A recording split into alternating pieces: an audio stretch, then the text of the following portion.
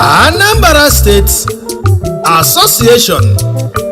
Essen Germany.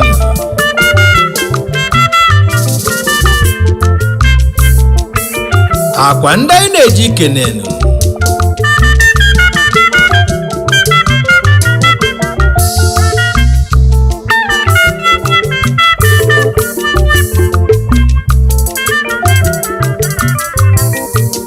maka na ụmụ Anambra nọ n'Essen Germany wawuzi ife wulu mmiri na-ezolo ọha na Germany.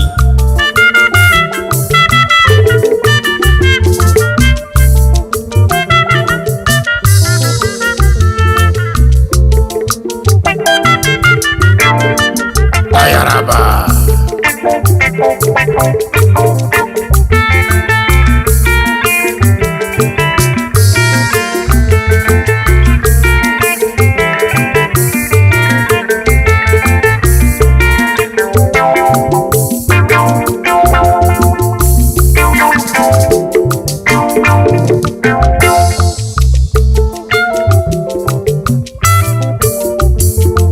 National President Anambra Association no Sobilio Elder Edwin Adenu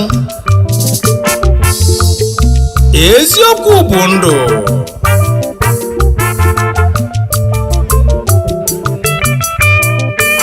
National Chairman Anambra State Association Essen Germany.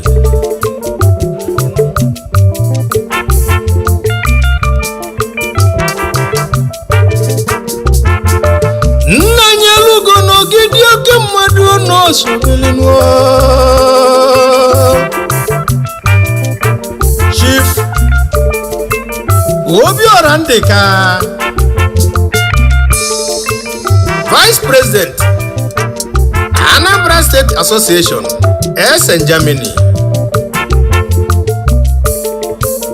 Ya na ezigbo lọlị ya Lady Tochi Ndeka Stanless ụmụ agbala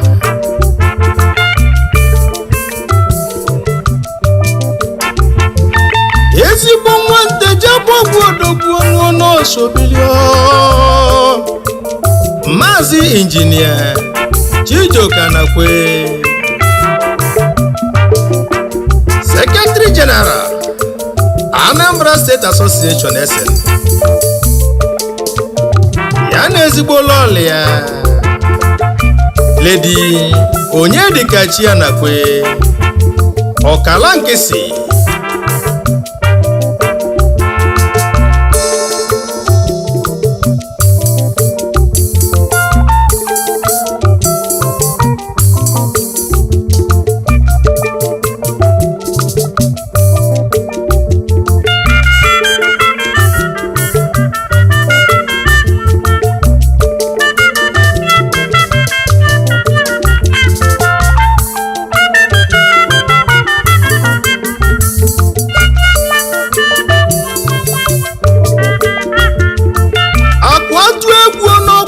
oke nwa n'ọnị afọ Mr. Chidimba Malụ Financial Secretary ya na ezigbo lọlị ya Lady Ugo nwanne mba Malụ ede ka a chọrọ nwaanyị ọma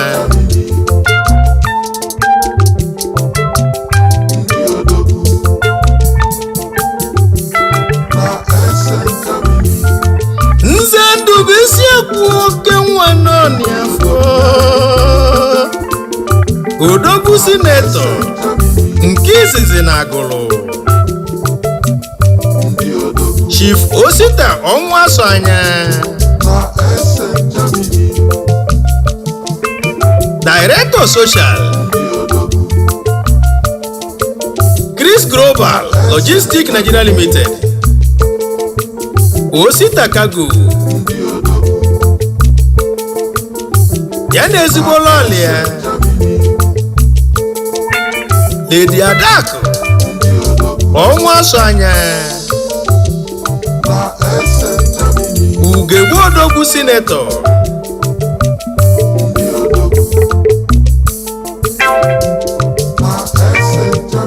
ngwa ka iweli ya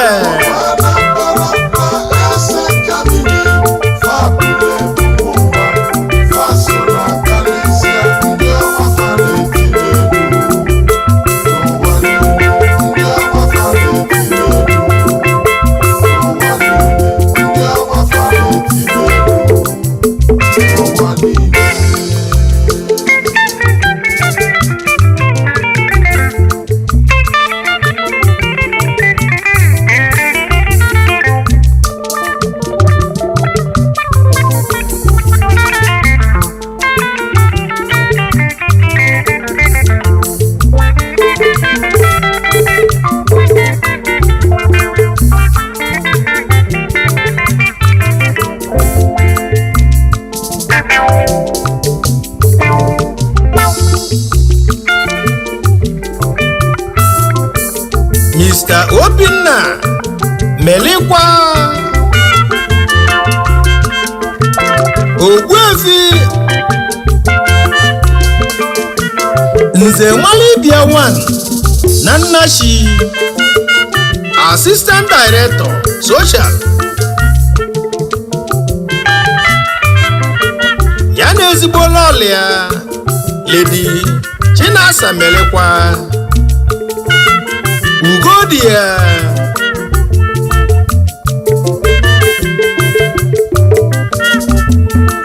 Ojukwu ndị Igbo na Germany Odogwu n'Osobilio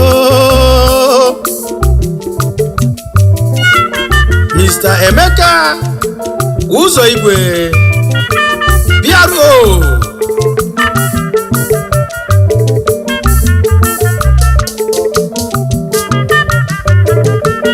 Mr. Jude William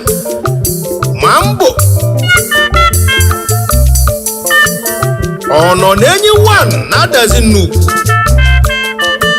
Treasurer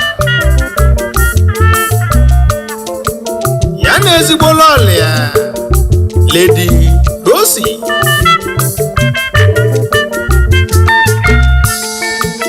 Jisobi di ya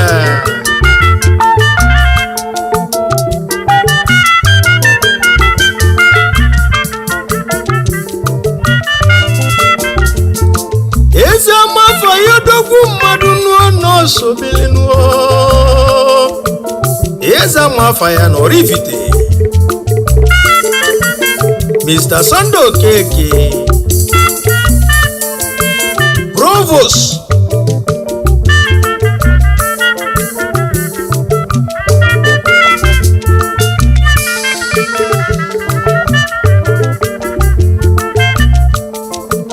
Ikechukwu Meniru Akataka Bob Nwachina Amaloji na Mgbakwu Assistant Provost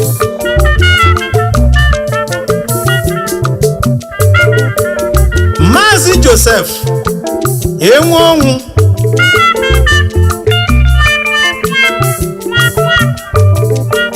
ya na ezigbo lọlị ya Lady Anke Enwonwu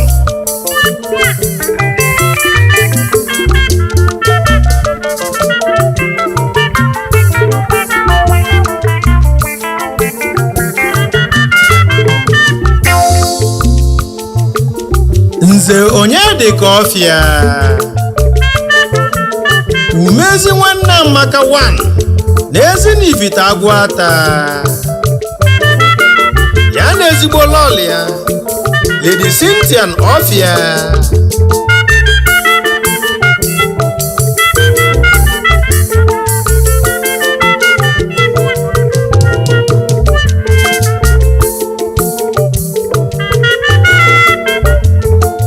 afụ nwa n'oke etiti Odogwu n'Osobili Maazị Emeka si Udoji ya na ezigbo lọlị ya Lady Ifeoma Joy Udoji ọbata na dị mma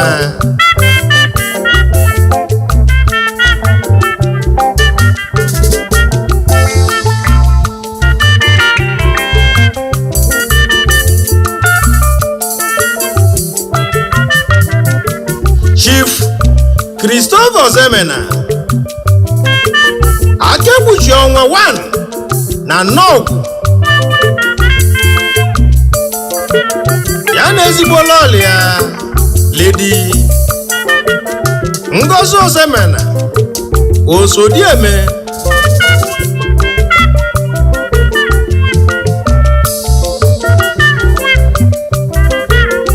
Maazị Ikechukwu Anene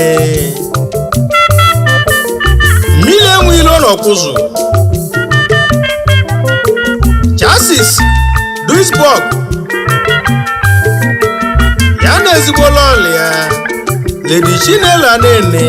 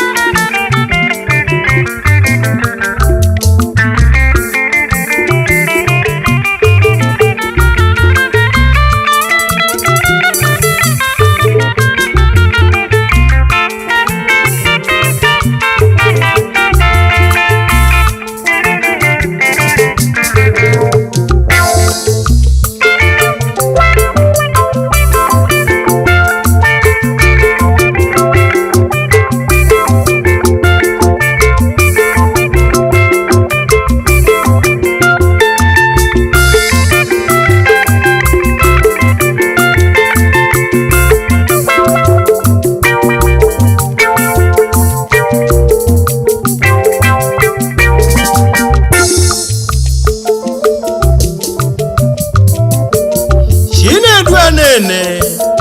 Ifemele mma na Nkwele Ọka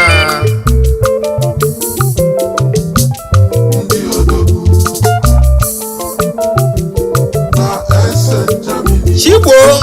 Okoli Ugogbuzuo Nari ya na ezigbo lọlị ya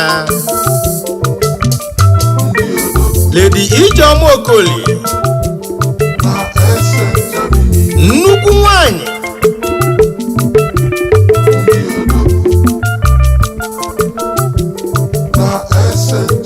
Chief Ima Emene mmiri mmalụ ugo na agụlụ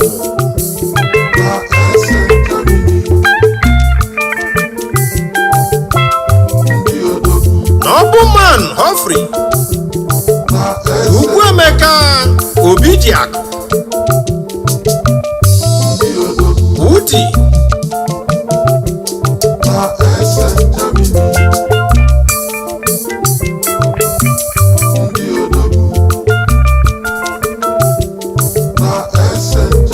Tochukwu Umewune Ụkpaka na-agba n'udu mmiri n'Igbo Ukwu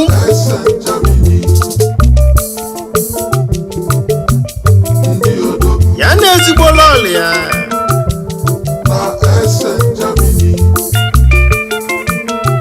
Lady Chinoyere Umewune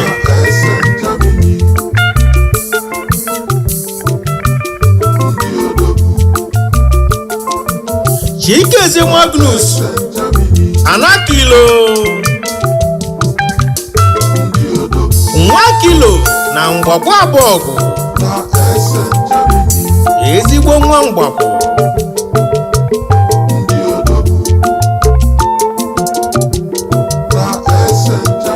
John Paul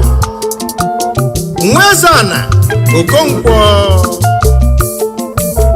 Eze Udo Nnewi na Germany na ezigbo lọlị ya Lady ezi nwanne Okonkwo obi ụtọ dị ya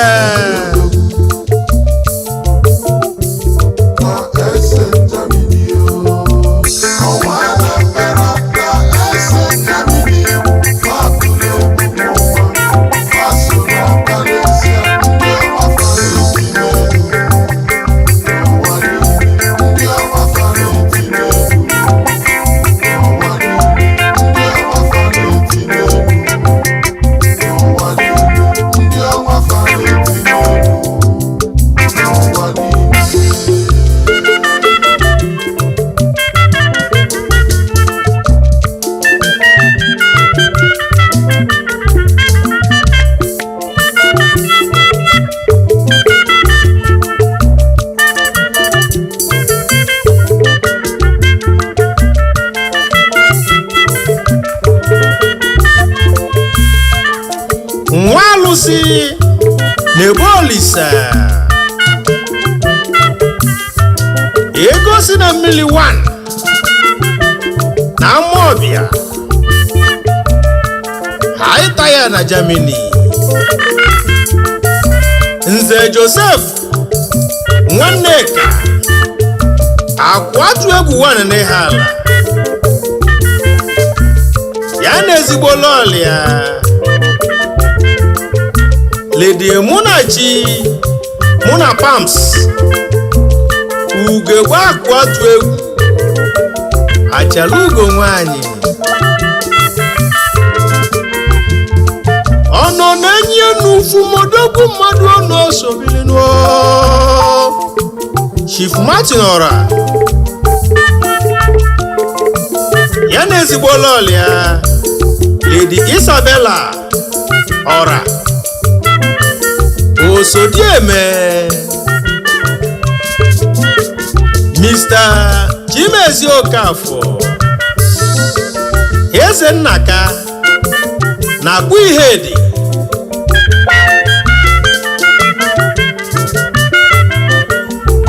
ya na ezigbo lọlị ya Lady Ifeoma Okafọ Odozi akụ di ya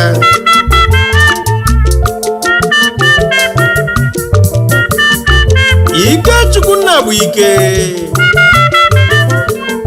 Nwachukwu kwu n'aka 1 na Nnewi South First Secretary Anambra State Association Essen ya na ezigbo lọlị ya Lady Onyedikachi nna bụ ike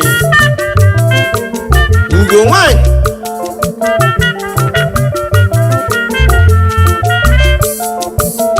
Victor Emefiona